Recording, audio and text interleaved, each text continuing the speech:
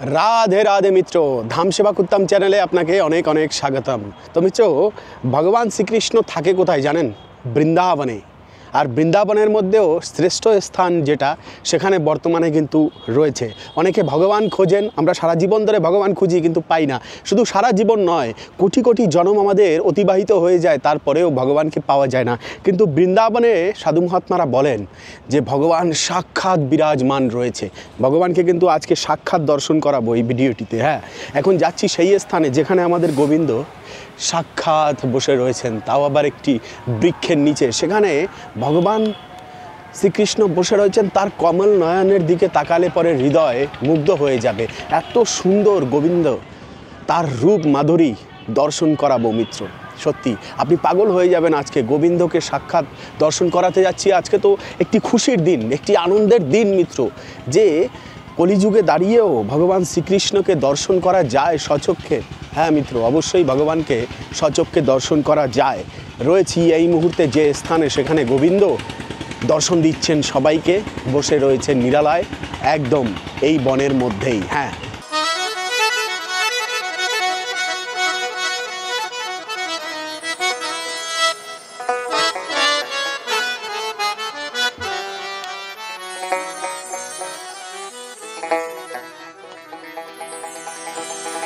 সোনার নূপুর বাজে আজরে বৃন্দাবনে, সোনার নূপুর বাজে ঝুনু ঝুনু পায়েলের ঝঙ্কার,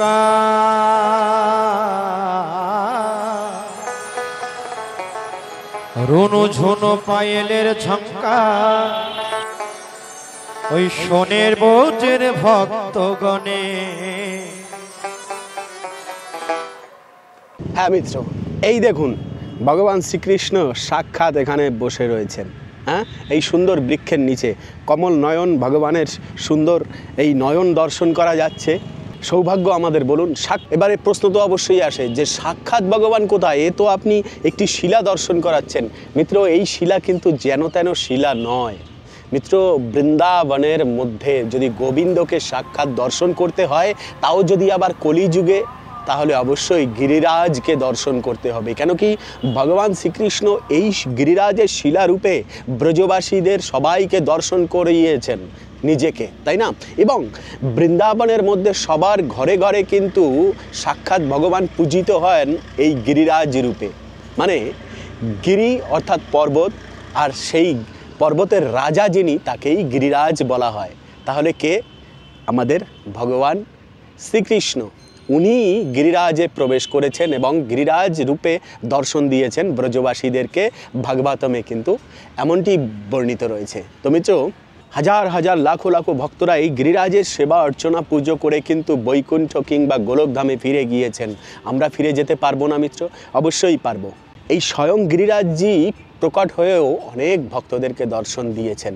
ব্রহ্মরূপে যদি কণ কণ গোবিন্দ বিরাজমান থাকে, তাহলে এই শিলার মধ্যে গোবিন্দ লুকিয়ে নেই মিত্র। প্রহ্লাদ মহারাজ যদি স্তম্ভের ভিতর থেকে গোবিন্দকে প্রকট করাতে পারেন, তাহলে এই গিরিরাজজির শিলা থেকে গোবিন্দ প্রকট করাতে পারেন না ভক্তরা? আর সেরকম ভক্ত যদি আমরা হই, তাহলে অবশ্যই পারি। আর এমন সুন্দর একটি বন বর্তমানে দর্শন করাবো, সত্যি সেই বনে মনে হবে যে আপনি সারা জীবনে সব সুখ দুঃখ ত্যাগ করে এসে পড়ে থাকবেন এবং গিরিরাজজিকেও দর্শন করবেন।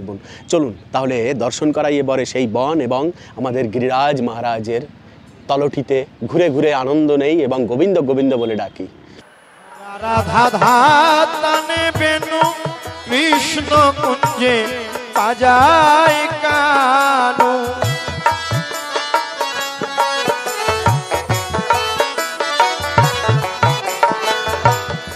রাধা ধাতানে বেনু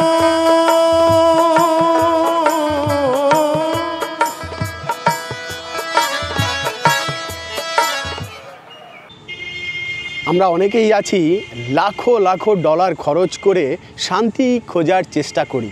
না, গরিবের তো আর লাখো লাখো ডলার নেই, তাই না? কিন্তু গরিবদের কাছে শান্তি খোঁজার যে মনোবাসনা সেটি তো অবশ্যই আছে। তার মানে সবাই কিন্তু আমরা শান্তি খুঁজে বেড়াই, কিন্তু আসল শান্তির স্থানটা কোথাও আমরা খুঁজে পাই না। কিন্তু দেখুন, দর্শন করুন, আমাদের গিরিরাজের তট, এমন সুন্দর একটি বন রয়েছে এখানে। অনেক দিন দর্শন করবেন সব ভক্তরা বলছিলেন গিরিরাজজিকে দর্শন করান, গিরিরাজের তলটি দর্শন করান মিত্র। তো সে হলো আজকে সেই শুভ দিন চলে এসেছে, গিরিরাজের তলটি দর্শন করার জন্য আমরা সবাই চলে এসেছি, তাই না? তো এই যে দেখুন, বনের মধ্যে দিয়ে যখন প্রবেশ করবেন, শান্তির স্থানটা কোথায়, শান্তি কোথায় মিত্র? আমাদের গোবিন্দের এই যে বন, এই বনেই শান্তি লুকিয়ে আছে। দেখুন এবারে এই স্বাভাবিকভাবে মিত্র দেখুন, এই বনের দিকে তাকালেই যেন প্রাণ জুড়িয়ে যায়। হ্যাঁ, তার উপরে যদি আমরা চিন্তন করতে থাকি, এরকম এই যে সুন্দর সুন্দর বৃক্ষ আছে, এই বৃক্ষের নিচে দাঁড়িয়ে যে আমাদের গোবিন্দ তো সেই সময় এখানে বসেছিলেন, হ্যাঁ, সব সখাদেরকে নিয়ে বেণু বাজিয়েছিলেন। কতটা পুণ্যভূমি এই ব্রজধাম। আমাদের গোবিন্দ কখনো এই গিরিরাজের উপরে উঠে ভোজন করেছিলেন, এবং শুধু ভোজন নয়, রাসলীলায় অনন্ত অনন্ত গোপিকারা যে বনে রাসলীলা করেছেন, সেই বন তো এই পবিত্র বন। কত কল্পনা ভেসে ওঠে বলুন তো এই বনের দিকে তাকালে, কত পুণ্যভূমি। এই বনকে চিন্তন করা মাত্র সুকৃতির উদয় হয়, পাপ ভস্মীভূত হয়ে যায়। আর যদি সাক্ষাৎ কখনো এসে এই বনে বিচরণ করেন, তাহলে তো আর কোনো কথাই নেই। অনন্ত জন্মের কর্মকৃত ফল নষ্ট হয়ে আমরা এক নতুন জীবনে প্রবেশ করতে পারি মিত্র এই ব্রজধামে আসলে। দেখুন, সবাই শান্তির স্থান খোঁজে, যেখানেই যাই এই কলিযুগে বিভিন্ন প্রকারের অরাজকতার সৃষ্টি, এবং স্থানে স্থানে বিদ্বেষ আদি লড়াই ঝগড়াঝাটি সবসময় লেগে থাকে। কিন্তু এই বনে দেখুন, কেলিকদমের বন এটি, অথচ এখানে শুধু লড়াই করতে হয় একটা জিনিসেই, সেটা হলো ভক্তির লড়াই। কে কত ভক্তি করতে পারে। আর এই ভক্তিই হলো এক আনন্দের চাবিকাঠি, যা শুরু করলেই নিমগ্ন হয়ে যাওয়া যায় কৃষ্ণ চিন্তনে। এই যে মিত্র দেখছেন, বৃক্ষের নিচে কত সুন্দরভাবে সব শিলা আদি সব কিছু রয়েছে, সব হলো গিরিরাজের তট। গিরিরাজ মহারাজ কি জয়। আর এই যে উপরে দেখতে পাচ্ছেন, এ হলো পর্বত, গিরিরাজ পর্বত।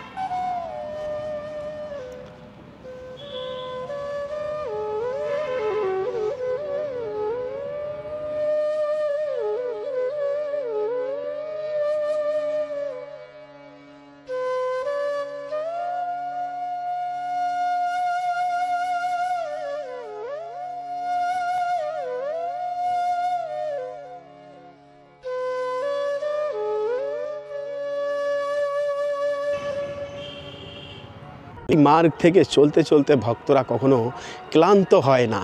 কেন জানেন? হৃদয়ে এক অদ্ভুত ব্রহ্মানন্দ উপলব্ধি করতে থাকে ব্রজধাম পরিক্রমা দিতে দিতে। তাই মার্গ যত লম্বাই হোক, কিংবা গিরিরাজের তটের 21 কিলোমিটার পথই হোক না কেন, সব কিন্তু সুগম হয়ে যায় গোবিন্দের স্মরণের কারণে। আমাদের বৃন্দাদেবী গোবিন্দের জন্য 3 প্রকার কুঞ্জ রচনা করেছেন। প্রথমত কুঞ্জবন, তারপরে নিকুঞ্জবন, তারপরে হলো নিবৃত্তি নিকুঞ্জবন। আজ কিন্তু মিত্র আপনাদেরকে নিকুঞ্জবন, নিবৃত্তি কুঞ্জবন এবং কুঞ্জবন সবই দর্শন করাচ্ছি একই সাথে। দেখুন, বিশাল এই যে গিরিরাজের তট জুড়ে বিভিন্ন প্রকার পুষ্প ফুটে রয়েছে, এবং সব বনেরাই কিন্তু এখানে উপস্থিত রয়েছে।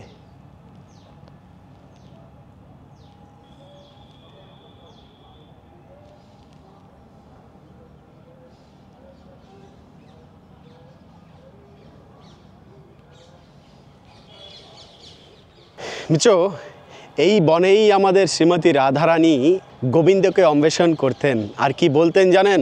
যে হে বন্ধু, ওরে জীবনটা যার ব্যথায় ভরা, সুখ চাওয়া তার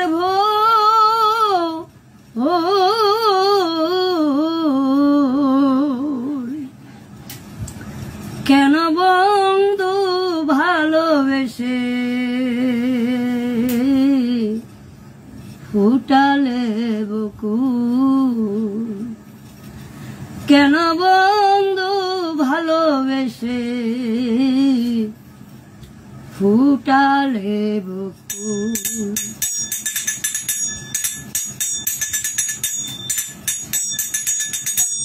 কেন বন্ধু ভালোবেসে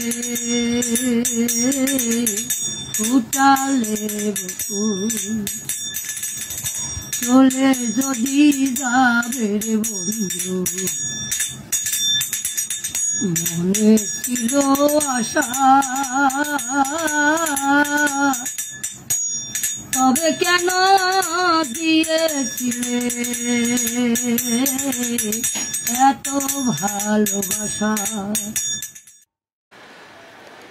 এবার দেখুন রাতের অন্ধকারে গিরিরাজের তটে এই যে গিরিরাজ মহারাজ ভগবান শ্রীকৃষ্ণ এবং তার তলটিতে প্রদীপ জ্বলছে পিটপিট করে।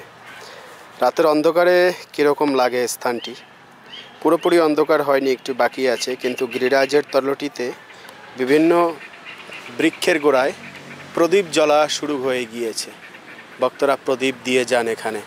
হ্যাঁ, আর এই যে একটি থান রয়েছে দেখুন, সন্ধেবেলায় অনেক ব্রজবাসীরা এসে এরকম বৃক্ষের তলটিতে যেসব বেদি আছে সেই বেদিতে বদিতে প্রদীপ জ্বালিয়ে যান এবং প্রণাম করে যান, আরতি করে যান। কত সুন্দর লাগে। ব্রজের এটিই হলো শোভা মিত্র। এসব ব্রজে আসলেই দর্শন করতে পারা যায়, আর কোথায় পাওয়া যাবে বলুন?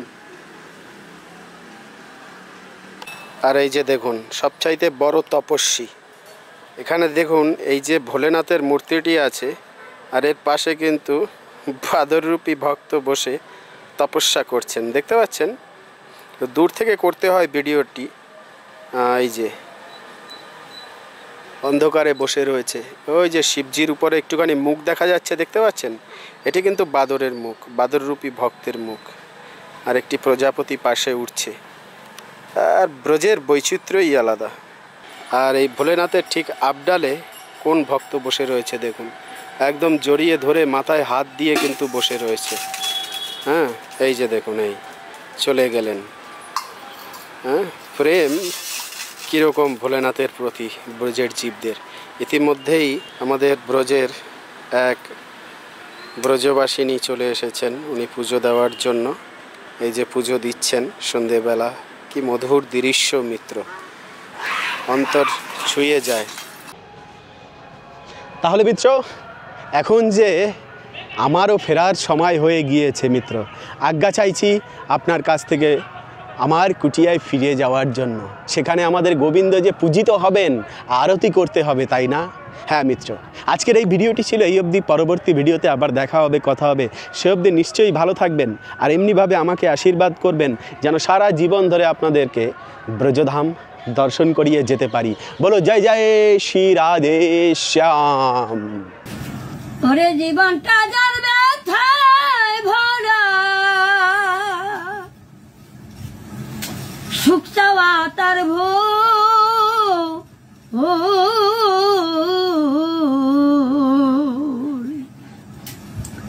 কেন বন্ধু ভালোবেসে ফুটালে বুকুল, কেন বন্ধু ভালোবেসে ফুটালে বুকুল।